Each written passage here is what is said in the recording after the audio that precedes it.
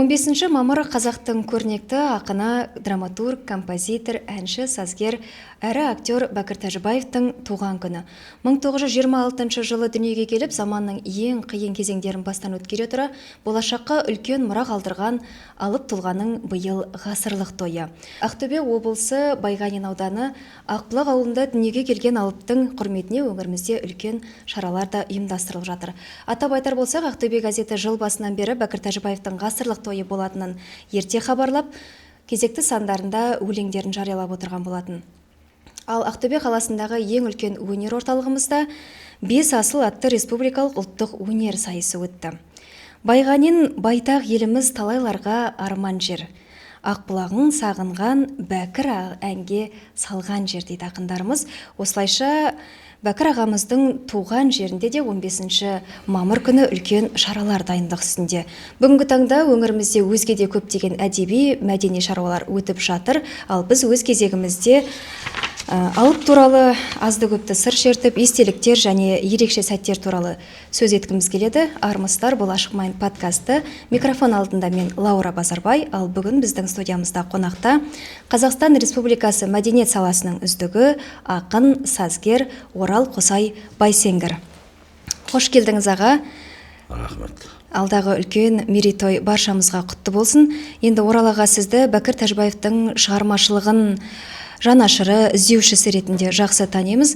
Алдымен енді әңгімемізге кіріспе ретінде осы Бәкір Тәжібаевтың шығармашылығымен қалай танысқаныңыздан бастайықшы, ары қарай әңгімені сөзбен өрбіте берерміз. Бәкір Тәжібаев деген кісінің өзінен бұрын ән танытып қой. Кішкентай кезімізден. Оның үстіне біз жерлес адам болғасын, өзіміздің үйдің адамындай жақын көрдік. Жақсы көрдік, әндерін сүйіп айттық. Айналайын Ақбұлақ, асыр салғам жағаң тау, сенен артық өлген ай, бұл әлемнен табамбай.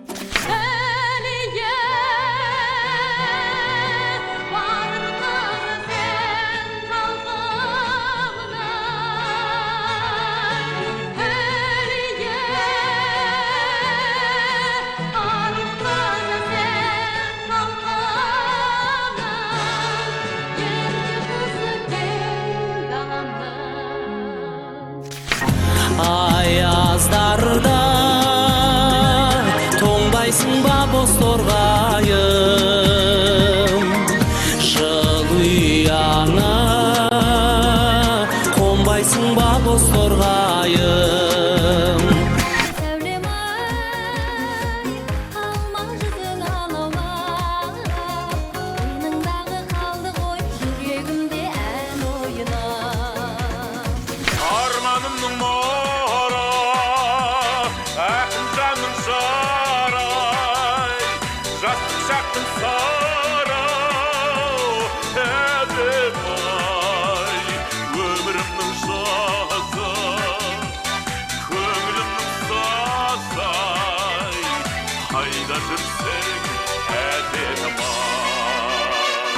Сол Бәкір ағамыздың сол енді опера балет театрындағы концертіне дейін Ақтөбеде бір концертін қойып үлгердік. Сол кезде Қази Жасекенов ағамыз бір концертін ұйымдастырды. Содан кейін мен бір концертін ұйымдастырдым. Сол Қази ағамыз ұйымдастырған концертке де ат салыстым. Сосын 85 жылдығы, 90 жылдығы, 90 жылдығында, 95 жылдығы да бәрі жақсы өтті. Әр кезеңінде енді бір өзгешелік болды. Мен Сапаргүл апайдан 8 пьесасын алып келгем. Және соның біреуін Тахауи Ахтанов драма театрында қойдыруға тікелей жетекшілік еткенде өзіңіз екен. Ана жүрегі деген спектакль, соны әкелдім. Ол жыл енді біздің театрдың қоржынында жалпы соғыс тақырыбында спектакль қойылып тұрген. Дулат Исабековтың «Әпке» деген шығармасы қойылып кеткен.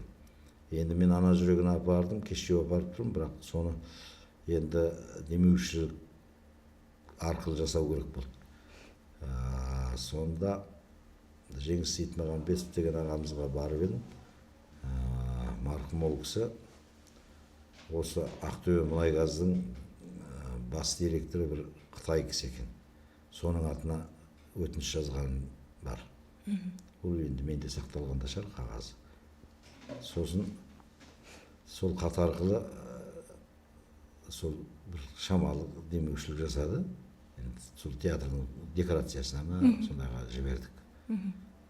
Бірақ ең бастысы Ананың рөлінде қазір біздің Тақауи Ахтанов атындағы облыстық драма театрда қызмет ететін Шалқия Бақытжанова ағамыз болды. Және театрдың сол жаңағы кітапшасы бар, сонда жақсы суреттер сақталған. Ана жүрегі қойылымы жайында, ондағы образдар жайында.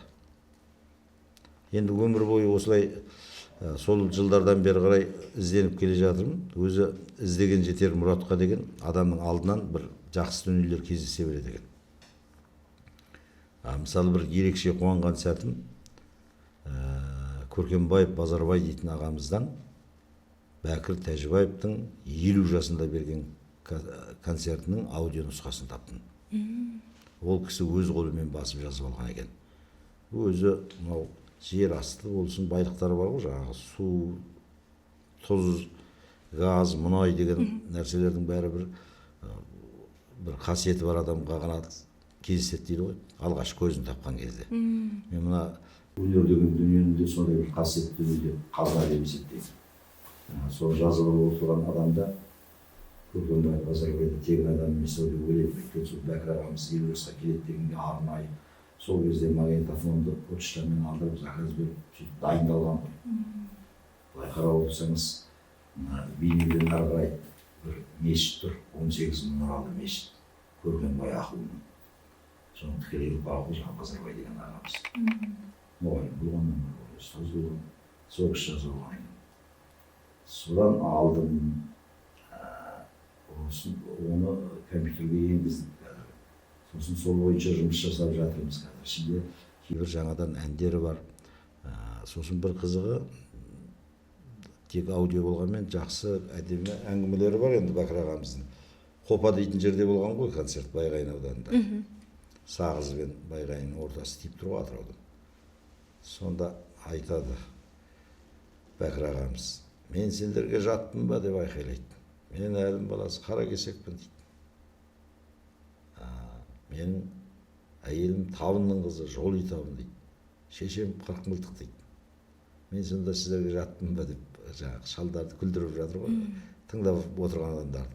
Енді жаңағы кассета сәл шумны, бірақ қол соғады жұрт. Бәрі естіліп тұрады, жөт көрінген дыбыстар. Бір қызығы, оны кеште Сәбит Баймолдин жүргізіп отырған. Атақты ақын кәдімгі біздің елден шыққан. Соны бір қонақ болып қасына еріп келген Рахметолла Райымқұлов деген кісі. Мына Ақтоты Райымқұлова дейтін біздің мәдениетте министр болды ғой. Соның әкесі бар екен. Дауыстардан бәрінен ажыратып қарап отырмыз ғой, таныстырған кезде. Сондай. Енді қазір бұл таспа бойынша нақты қандай жұмыстар жасалып жатыр? Жаңа айттыңыз ғой, жұмыстар жасап жатырмыз деп. Бұның ішінде кейбір әндер бар. Ел естімеген. Ел естімеген. Соларды дайындап жатырмыз. Оны дайындап жатырған жалғыз мен емес қой, енді әрине өнер деген коллективті жұмыс. Бақытбек Зейнелов дейтін азамат бар, Қазақстанның еңбек сіңірген қайраткері, Достық сазы фольклорлық ансамблінің жетекшісі, Ғазиза Жуанов атындағы Ақтөбе облыстық филармониясында бірге қызмет етеміз. Жаңа сіз өзіңіз айтып қалдыңыз ғой, бірінші мен Бәкір Тәжібаевтың шығармашылығымен өлеңдер арқылы таныстым деп. Жалпы мен байқаймын, біз тұлғаны екі түрлі тәсілмен танитын сияқтымыз. Бірі өмірбаян арқылы, яғни осындай еңбек етті, осындай өмірде ғасырда өмір сүрді деген сияқты болса, келесі бір жолы керісінше оның шығармашылығы арқылы танимыз. Көбінесе Бәкір Тәжібаев дегенде бәрінде бірдей кім екені туралы айта бермеу мүмкін, бірақ Бәкір Тәжібаевтың әндерін айтсақ, бүкіл қазақ мәссаған, бұны жатқа білеміз ғой, сүйіп тыңдаймыз ғой дейді. Енді бұл қалай ойлайсыз, тұлғаны танудың дұрыс жолы ма? Енді былай ғой, қазір мысалы қасымызда қаншама ақындар жүр, қаншама композитор жүр, бірақ оның бәрін біз танып жатқан жоқпыз ғой. Тіпті қадірлей де алмаймыз, құрметтей де алмаймыз. Өйткені ол бізге жаңағы жай бір адам сияқты. Ал оның дүниеден көшкеннен кейін өнер адамның екінші ғұмыры басталады. сол кезде біз енді ол кісіні таба алмағандықтан оның шығармашылығына үңілеміз де қандай керемет адам еді деп өкіне бастаймыз. Адамды жалпы өнер адамын танытатын оның шығармашылығы болу керек деп ойлаймын. Мысалы Бәкір ағамыздың шығармаларын оқып отырсаңыз қасында жүргендей боласыз. Қолымен қойғандай айтып кеткен. Ақбұлақтың бойында, Бөкенбайдың сайында деп. Ал біздер кейіннен барып кәдімгі Қараұлы Бөкенбай батырдың сүйегі осы жерде жатқан болу керек деп ескерткіш белгі қойылды ғой. Былай қарасаңыз бір қырдың басында Бөкенбай шоқысы, ортасындағы Бөкенбай құры деп аталады. Мына жағында Ақбұлақтан су ағып келіп тұр. Яғни жаңағы су барып Бөкенбайдың сайына, құрына құйылады. Ортада бір-ақ жыра жатыр. Сол кездердің бәрінде сол Бәкір Тәжібаев айтып тұрғанның өзінде сол нәрсеге көп мән бермеген ғой жұрт. Мысалы Бөкенбай батырдың өзі мысалы Әбілқайыр ханның бас қолбасшысы болған адам. Бірақ енді кейіннен қойылды ғой. Бірақ әрбір ән мен күй дейді, академик Ахмет Жұбанов айтады. Әрбір ән мен күй тарихтың түрлі кезеңін тайға таңба басқандай айқындап береді дейді. Бәкір ағамыздың да сол өлеңдері, күйлері, жырлары, көңілінің әрбір сәттерін бейнелеп айтып отырады, өзінің қандай адам болғандығын. Осы жалпы әндерінің, кеше дайындалған кезде әндерін қарап шықтым ғой, сол кезде ең бір маған ерекше әсер еткені, ол кісі қандай ән жазса да, оны әркім өзіне сай етіп қабылдайды екен. Мысалы, Ақбұлақты айтқан кезде әркім өзінің балалық шағындағы, өзінің ауылындағы Ақбұлақ елестейді екен. Соншалықты бір оның әндерінің құдіреті әркім өзінің жүрегіне жақын қабылдай алатындығында, оның бір жерге байланып тұрмағандығында ма деп мен ойланып қалдым. Енді сіз осыдан Оралаға 5 жыл бұрын, яғни 95 жылдығында Бәкір Тәжібаевтың Ақтөбе газетіне тілшісі Индира Жамағанбетоваға бір сұхбат бергенсіз. Сонда айтыпсыз, Бәкір Тәжібаевтың 100 жылдығына, ғасырлық тойына бүгіннен бастап дайындалу керек депсіз. Бүгін міне содан бері 5 жыл өтті, биыл ғасырлық тойы. Қалай ойлайсыз, өз деңгейінде тойланып жатыр ма?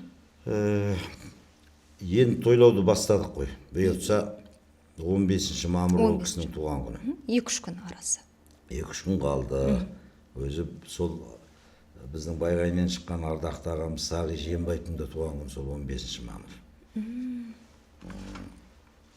Екеуі де керемет адам. Бір қызығы екеуі Кеңсайда көрші жатыр. Мәңгілік мекенінде.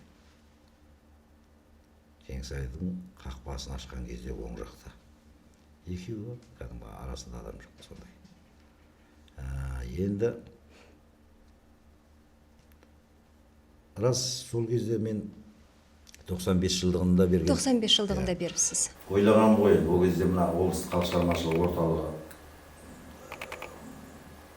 бізге берілмеген кез мәдениетке. Бұрынғы металлургтерге ғой.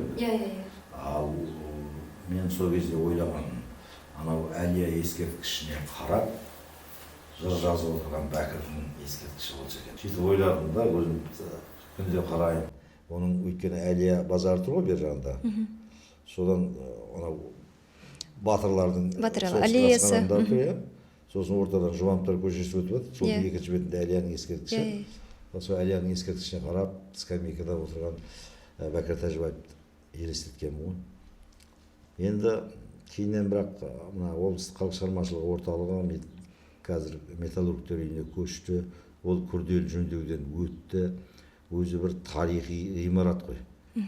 Және ремонты, жаңағы жөндеу өте жақсы ұйымдастырылған. Оның өзінің залының акустикалық дүниелері бәрі жақсы болып тұр. Сол кісінің сол ғимаратқа Бәкір ағамыздың атын сұрап хат жаздым. Бірнеше адамға, ықпалды адамдар деген адамдар арқылы да жеткізіп жатырмын. Бірақ енді бір мораторий дейме, бір сондай бір заң бар екен ғой өзі. Содан өтелмей жатыр, бірақ түбі өтетін шығар деп ойлаймын. Үмітіңізді үзбейсіз. Баласы да өзі әкесіне енді өзінің әкесі үшін салмайды ғой, енді халықтың адамы болғасын. Әрине. Бір ескерткіш болғанын қалайды.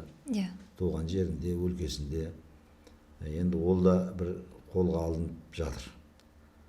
Мен өзі бір Асхат Берлешұлы мен Берік Уәли өткенде біз Абай облысына барған кезде қатар отырып қалдық.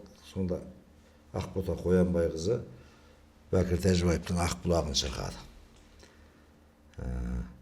Жаңағы өзіңіз айтқандай Ақ бұлақ әркімнің өз ауылы сияқты болып кеткен ғой. Ал сол отырған біздің көңілімізді сондай көтерді. Енді жаңағы Абай елінің тұрғындары кәдімгі ана қол шапалақ қошеметті көрсеңіз деген.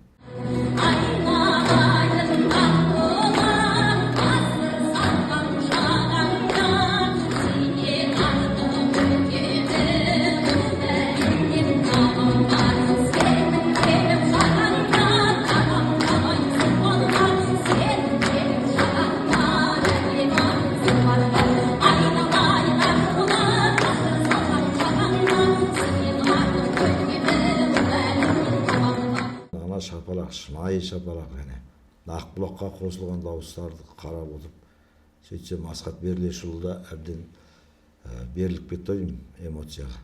Бүйтіп маған бұрылып артына Бәкір Тәжібаевтың тойын дұрыстап өткізуіміз керек деді.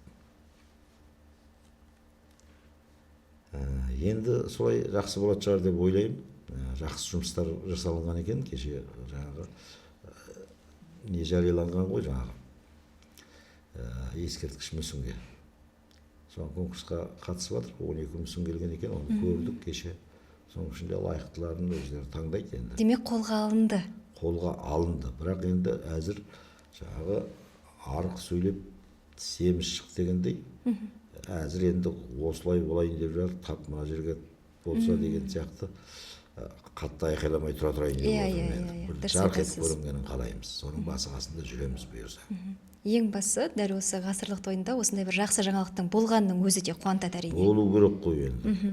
Алаш арысы Әлихан Бөкейханов айтқан ғой, біз өзімізге артылған жүкті жетер жеріне дейін жеткізіп кетуіміз керек деген. Жоқ, біз жарты жолға тастап кетсек, оны кейінгі ұрпақ біздің жарты жолымыздан келіп алып кете алмайды ғой. Біз оның қолына табыстап кетуіміз керек. Сонда ғана дүние дұрыс болады. Сол үшін жұмыс жасау керек. Кейінге қалдыруға болмайды. 100 жылдық деген өзі бір емес 2-0 қатар тұрып тұрған нәрсе ғой. Иә, ғасырлық, бір ғасыр тура. Көп жерде мен осы сұхбатқа дайындық барысында Бәкір Тәжібаев туралы ақпарат іздеген кезде көп жерде Бәкір Тәжібаевтың әндері туралы естеліктер айтылады, әндері туралы арнайы шығарылымдар жасалады. Бірақ бұл мынандай бір ойға келдім, басқа шығармашылығына көлеңкесін түсірмей ме деген сияқты. Мысалы пьесалары, өлеңдері, поэзиясы әнінің қасында қалып кетіп жатқан сияқты емес па сізге? Сол үшін де мен өзім аманат арқалағандай бір қиын күн кешіп қалған жағдайым бар. Кезінде Сапаргүл апайға бардым.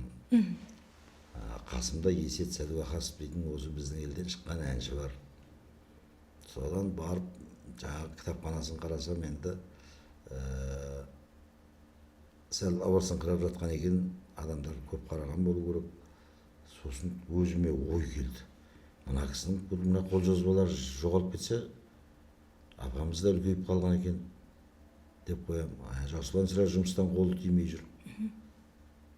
Сосын сорда кітаптарын алған жоқпын. Енді кітаптың түбі әйтеуір бір типографиядан, баспаханадан шығады ғой. Түбі тау болар. Ал осы қолжазбалары жоқ болып кетеді ау деген ой келді. Өйткені машинкамен, баяғы сартылдап теретін машинкамен терілгендері бар. Қолмен жазылған жазулар бар, бір беттері. Сондайларды бүйтіп, көзім тек сондайларда болды. Бүйтіп сол 8 пьеса таптым солардан. Сосын соларды алып кеттім ғой. Сосын осында әкеліп музейге тапсырған. Еркін Құрманбек бұл кезде музейдің басшысы. Соны ол кісі ауысып кетті. Содан кейін бір күні музейдің үстінен су ағып кетті деген естідік. Ойбай, подвал суға толып кетіп кетті. Енді ұйқым келмейтін болды. Күнде ойлаймын, ойбай, мен бекер алдым. қайдан ғана еще апайға қолхат жазып кеткен ғой. Енді ол апамыз ол қолхатты да тас қылып ұстап отырмаған шығар, бірақ дегенмен адамның ар алдындағы аманатыңыз бар. алдындағы сондай бір маза бермейтін болды. Барсам ол музей жабық тұрады. Енді аварийный состояние болған. Содан бір күні музей көшіреді, жаңа музей салынды Сапарбаевтың кезінде. Ол жаққа барсам тағы жоқ. Содан екі ортада адамын салып оламын, мында келем, анда келем. Осындай пакетке салдым деп. Содан бір күні таптық қой жаңағы. Өзім жаңағы пакетте өзім де бірдеме сезген адам құсап, жаңа өзімше су кетіп қалмасын, суланбасын, дымқыл тартпасын деп. Бояуақ кетпесін деп. Былай салып, оны төңкеріп, былай салып, 3-4 пакетке не істеп, скотчпен орай беріппін жаңағы. Сыртына да сықитып жазыппын, телефонын бәрін. Енді су кеше кетпеген. Содан алып қайттан жаңағы дәріптеп, жаңағы қалған пьесалардың бәрін неге түсіріп, компьютерге түсіріп, сондай жұмыстар атқарылып, бәріне редакциясын өткізіп, корректорлық жасап дегендей сондай шаруалар істеп қойды. Мен сол бір апайға сол кезде айтып отырмын ғой, апау, маған сеніңіз, мен бұлар жоғалып кетпесін деп алып бара жатырмын. Олай қаласа бұның бәрі кітап болып шығады, апа деп айтқанмын ғой. Енді шығатын шығар, бұйырса. Өзімде бір жақында бір пьеса жаздым. Ақбұлақ аға деп. Өйткені Бәкір Тәжібаев кей шығармаларына Бәкір Ақбұлақи деп қойған. Сосын ойладым, Ақбұлақ аға десем, әрі Ақбұлақ та, әрі ағам да түсінікті болады ғой деген оймен. Сондай мюзикл жазып едім, соны қоятын түрі бар енді. Біз үшін, жалпы тыңдарман үшін, оқырман үшін әрбір туындының тарихын біліп барғаннан кейін оны тыңдау мүлдем бөлек әсер етеді. Мысалы, бүгінгі таңда көпшіліктің құлағына Музарт тобының айтуымен есте қалған «Есіңе ал» деген ән. Соны бір сұхбатында Сапаргүл апамыз осы әнді маған жазып отырып, Бәкір ағаларың айтқан, мен дүниеден өткеннен кейін осы әнді тыңдап есіңе аларсың деп. Сол сұхбатты тоқтаттым да, қайтадан ана әнді тыңдасаң, мүлдем бөлек ашылады. Шамдарға жанған, шалқып бір жүрген, гүлім өскен, сонда сен мені.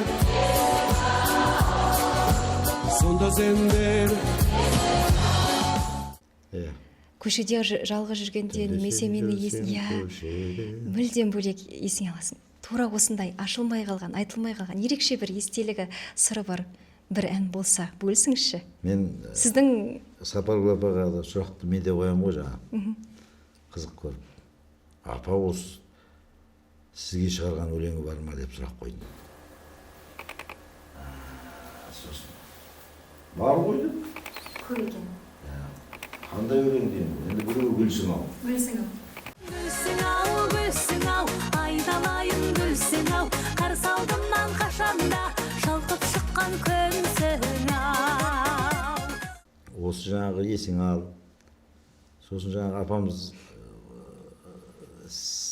бір сөз айтты. Осы гүлсің ауды маған арнадым дегенге мен маған арнады деп бәріне айтып күшті болып жүрсем, бір күні телевизорда Қапаш Құлышбай маған арнаған деп отырды. Иә, естідім. Сен таңғалдым. Енді бірақ енді Сапаргүл апамызға арнаған гүлсің ау көрініп тұр ғой. Анау кімнің Дүйсенбаев деген кісі осы Бәкір ағамыздың 80 жылдығын тойлаймыз деп, ал естелік керек деп жан-жаққа бір-бірімізге сұрау салып жатырмыз ғой, байқайынан шыққан азаматтар. Соны тұңғыш рет 80 жылдығында оқып едім. Соны оқып берейін. Дүйсенбаев авторы. Мен бүгін Бәкір деп жыр толғамақпын. Мерейлі бұлбұл еді ол да бақтың. Өтті ғой биік ұстап өнер туын. Жем сағыз ойыл қиыл қолда жақтың. Құштарды сұлулыққа ақынағам, сияқты адалдықтың қатымаған. Қайдекен қайран қара домбырасы, саңқылдар махамбет боп сахнадан. Сағыныш күйіп жанып ақыратын, саз қалдау ғашықтыққа шақыратын, талайды өлсің ауы тамсандырған, ескендір ән салдырған бәкір ақын. Сауыққа сәті жоқты сән бермейтін, кеудесін шайыр едау әңгернейтін, жыр боп әлия әннің ол өзіне ескерткіш қойып кетті мәңгі өлмейтін. Есенбай ақын. Осылай деп жазып. Шынында да өз-өзіне шығармашылығымен ескерткіш қойып кеткен адам ғой енді. Бірақ енді кейіннен ұрпаққа үлгі өнеге болу үшін бір ескерткішін тұрғанын да қалаймыз ғой. Былай қарасаңыз, менің атам айтқан, менің әкем айтқан, мен айтқан, менің балаларым, онан кейінгі балалар осы кісінің өлеңдерін айта береді. Және өлеңдерінің бір құдіреті, әр дәуір өз заманына сай түрлендірсе де, бояуын жоғалтпайды. Мысалы жағы бұл кісі айтып отыр ғой, Ескендір ән салдырған бәкір ақын деп. Көбінесе Ескендір Хасанғалиевпен жұмыс жасаған. Иә, 30-дан астам. Бәлем апсайында дейді, тіршілікке айнымасқа тағдыр қосқан, бұлбұл құс туған жерден гүл іздейді. Барлық әуен таныс, иә? Осының бәрі кете берді ғой. Қобда неға, бұл енді Сейдулла Бәйтерековпен жазған. Осындай керемет ғажап әндер жазған кісі ғой енді. Дәл осы ән демекші, осы жерде менде бір сұрақ туындайды. Мен бұрын Роза Бағланова, Мақпал Жүнісова, Роза Рымбаевалардың сахнада ән айтқанда мынандай бір ерекше істерді жасайтын еді. Бұл әнін жазған және сөзін жазған деп авторларды белгілейтін. Бүгінгі таңда көп қазіргі заманғы ақындар, әншілер авторды айтпайтын сияқты. Байқайсыз ба? Солай әдейі істейді ол. Неліктен? Әгугай дейтін сайт бар, мысалы, әншінің атын кісі бойындай қылып жазып қояды. Иә. Ал авторларды бір ұсақ көрінбейді. Ұлпа бірдеме қолың ұстап оқымасаң оқылмайды. Оны өйтіп оқитын адам қайда. Бүгін мысалы Facebook желісіне салдым ғой енді. Ашуан. Қазақстан ұлттық арнасы ғой. Бір әншілерді салып қойған, Ақбұлақты айтып жатқан. Соның астына жазып қойды, сөзі Бәкір Тәжібаев, әні Бәкір Тәжібаев, сөзі Сегіз серінікі деп. Иә. Бұл енді былай қарасаңыз, жалпы Бәкір ағамыз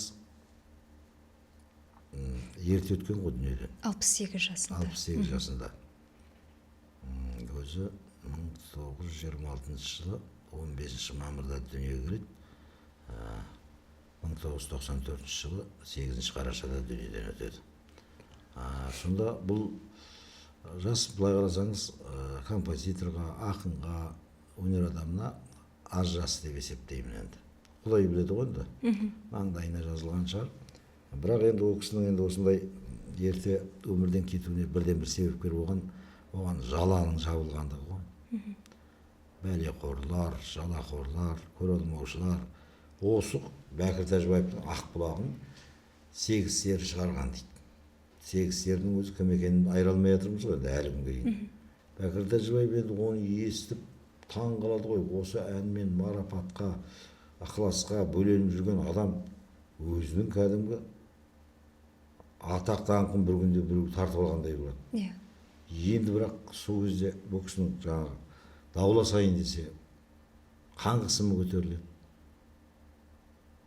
Оған жүрек қосылады. Оған қант диабеті көтеріледі бірінен соң бірі. Ақыр соңында я дауласа алмайды, я жауласа алмайды, я өшін ала алмайды. Іштен танып, дәрменсіздіктен күйзеліске ұшырап, сол ерте өмірден кеткен. Осы өзіне жабылған, жалған, жаладан. Оны Жасұлан ұлы ол да айтып отыр. Жалпы біздің елдің бәрі біледі. Бұрынғы тәртіп қайтып келу керек. Ертеде кеңестер одағы кезінде, мысалы сахнада міндетті түрде шығарманы жазған адам, оның авторлары сонан кейін орындаушысы айтылатын болған. Дәл сондай дәрежеде қайталанып істеліну керек. Бұл өнерге ғана емес, бұл тарихқа да құрмет болып есептеледі дейсіз ғой. Бәкір Тәжібаев ағаларымыз енді бар ғой. Мен бір әулие адам сияқты көремін. Ана шығармаларын қарап отырсам, жалпы күн туралы көп жазады. Күн деген нәрсе жарық нәрсе ғой. Жылу. Күн бүкіл әлемге бірдей түседі жарық. Мысалы, ана арманым ақ сәулелі күнімбісің. Болмаса шұғылаңнан шыққаныңда жадырап, тағзым етер саған шексіз атырап. Бәкір ағамыздың сөзі. Сейдолла Бәйтерек. Ана бауырмай деген өлеңдер, барлық өлеңде күн бар. Тіпті күн дидарлы Қазақстан дейтін ән бар ғой, Ескендір ағамыздың. Күн дидарлы Қазақстан дейді. Енді ол кезде біздің жаңағы туымызда күннің бейнесі жоқ. Бірақ ол кісі жазып кеткен. Сол күн дидарлы Қазақстанға айналып келе жатырмыз. Мен ойлаймын, бұл кісінің көкірегіне Құдай тағала ерекше нұр берген, әулиелік сипат берген адам деп ойлаймын.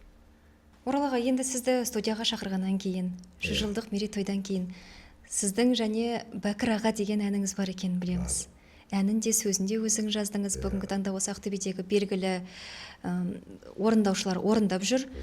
Енді соны өзіңіздің орындауыңызда оқып берсеңіз. Оқып беру үшін онда қазір сөзін қарайын. Мен енді шақырып тұрып, Бәкір аға деген өлеңіңізді оқытпай жіберсек.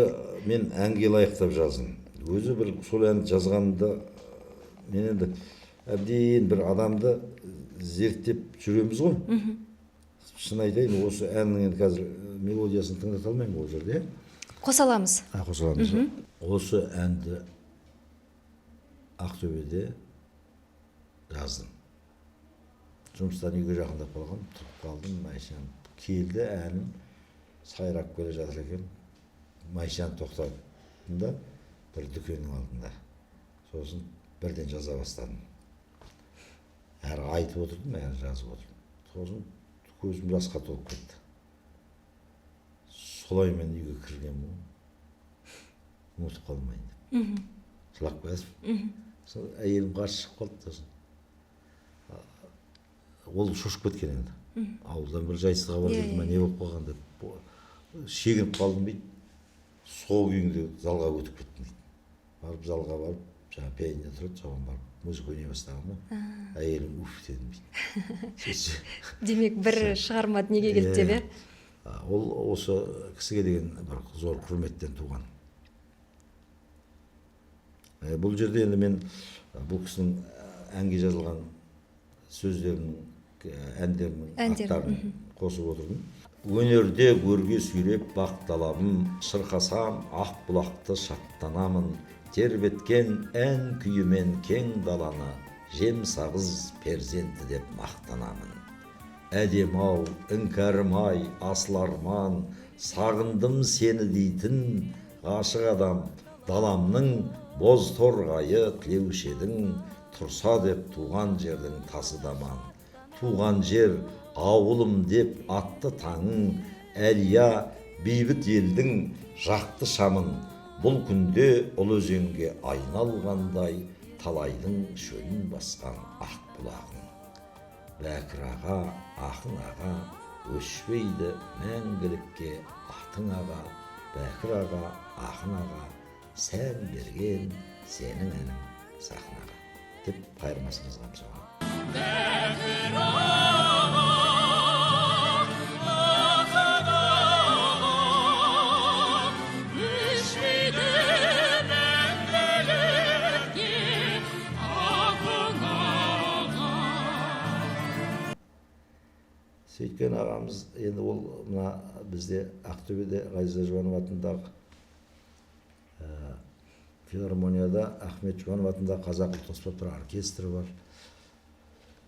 Сонымен Манзура Сапарова, сосын Аманжол дейтін ініміз екеуі қосылып айтып жүр. Сосын енді хор ұжымы бар, Мербол Құспановтың қазақ камералық хор ұжымы деген. Олардың да репертуарында бар. Жалпы радиодан беріп тұрады. Енді бірақ енді тап біздікіне, біздерді қазір Ақтөбеде жүрген адамдарды республикада ешкімнің ісі жоқ қой енді. Өзі байқайсыз ғой, әр жер өзінің жаңағы адамдарын шығарады, солармен не істейді. Жерде жүрген ән шығарып жатқан адамдарды жарнамалап жатқанды көрмедім. Осы былай қарасаңыз, кинода да сондай ғой мысалы. Бір Алматының айналдырған бір әрі кеткенде 15 актерін киноға түсіре береді. Болмаса облыстық драма театрларда қаншама актерлар жүр. Оның бару келуі бәрі шығын шығар қазір тиын салаған заманда. Иә. Сол сияқты композиторлықта әнде жарнамаланбайды, жарнама жасалмайды оларға да. Солай.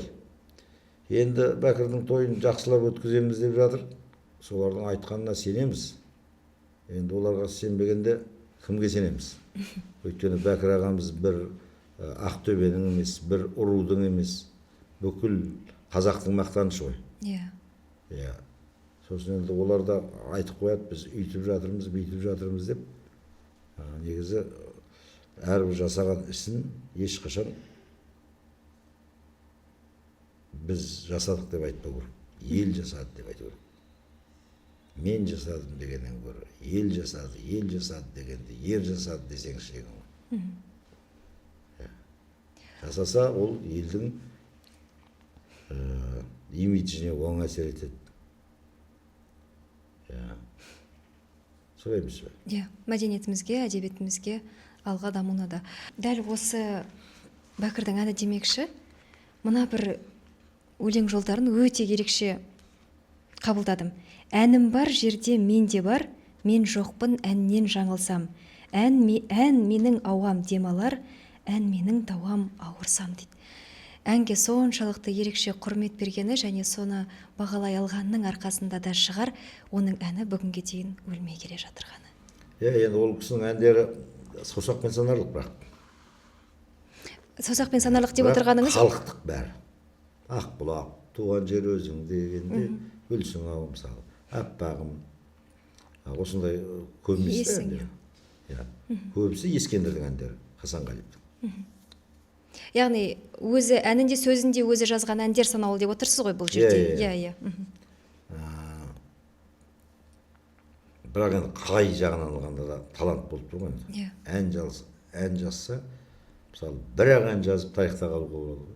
Иә. Міндетті емес ол. Сәскеге дейін үш өлең жазып мысалы, үш ән жазып. Бір Ақбұлағының өзі жарайды. Туған жер өзің дегенде деген нағыз халықтың әні ғой. Туған жер өзің дегенде ой жүремін әр кез елеңдеп. Осындай ғажап бірнеше ән болса болды. Бірақ ол кісінің сондай бір қарапайымдылығы және еңбекқорлығының да арқасы сияқты, өйткені естеліктерінде айтады ғой жаңағы онымен бірге жұмыс жасаған сазгерлер әнді өте тез жазатын деп. Жаңа сіз айтпақшы, сәскеге дейін де ән жазып үлгерген ақын ғой, былай айтқанда. Ол енді бұл кісінің үлкен шығармалары да бар. Мысалы, Еркеғали Рахмадиевтің Қамар сұлу деген операсы бар ғой. Иә. Соның либреттісін жазған осы Бәкір Тәжібаев.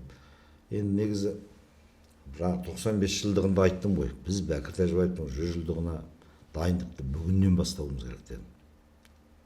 Содан бері айтып келе жатсам да, сол кеш болып қалып тұр ғой. Мысалы, биыл сол Еркеғали Рахмадиев атында Астанада филармония бар мысалы. Жақсы ол филармония опера қоюмен айналыспайды десе, опера балет театры бар. Алматыда да, Астанада да. Өзі опера балет театрында да әдебиетші болып жасаған адам. Астанадағы опера балет театрында да қоюға болар еді ғой. Қамар сұлуды. Осымен Бәкір Тәжібаевтың 100 жылдығына арналған арнайы сұхбатымыз аяқталды. Біз сіздермен келесі эфирге дейін қоштасамыз. Аман болыңыздар.